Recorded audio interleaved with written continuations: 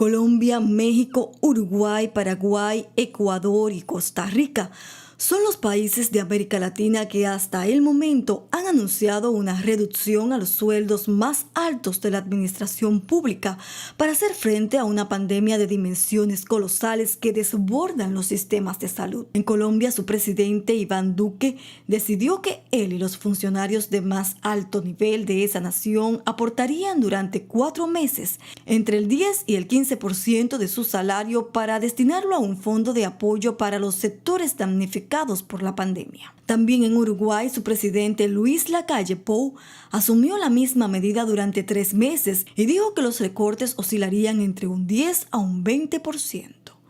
Estos recortes, según las estimaciones de sus autoridades, permitirían un ahorro de unos 52 millones de dólares.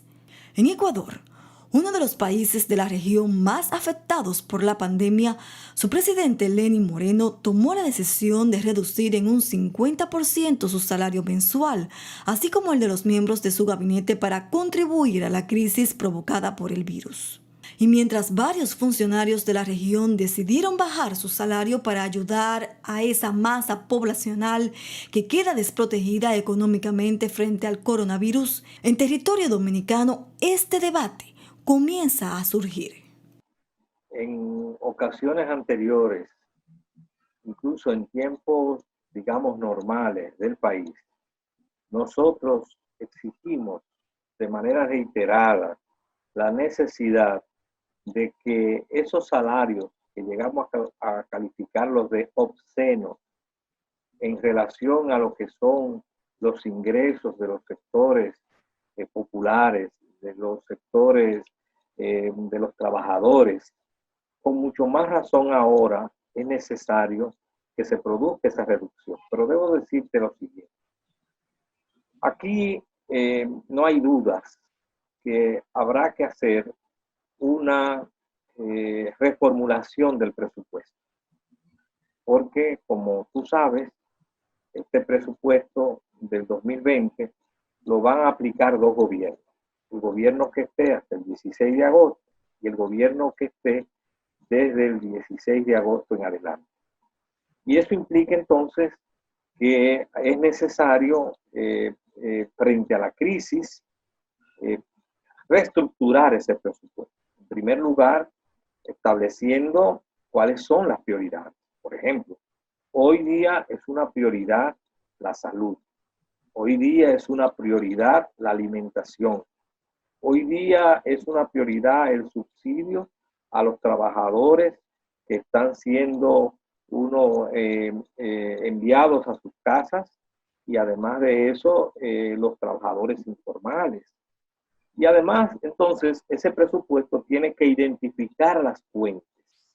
Porque en esa reestructuración tenemos que saber, en un país donde se han caído todos los factores que alimentaban la economía, que eran factores externos como el turismo, como eran las remesas, como era la inversión extranjera, las exportaciones, todo eso se ha caído.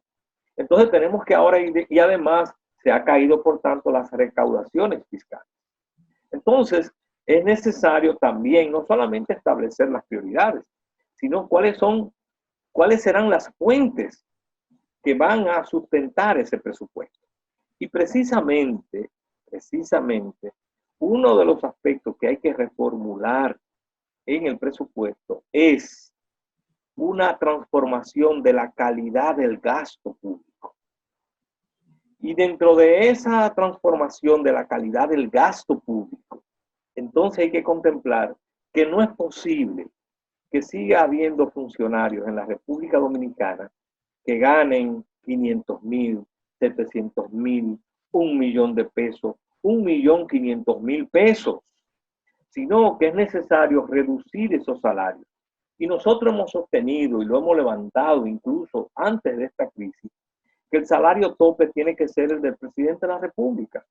El primer mandatario debe representar el salario más alto del Estado. Y a partir de ahí, entonces, crearse toda una serie de categorías para los ministros,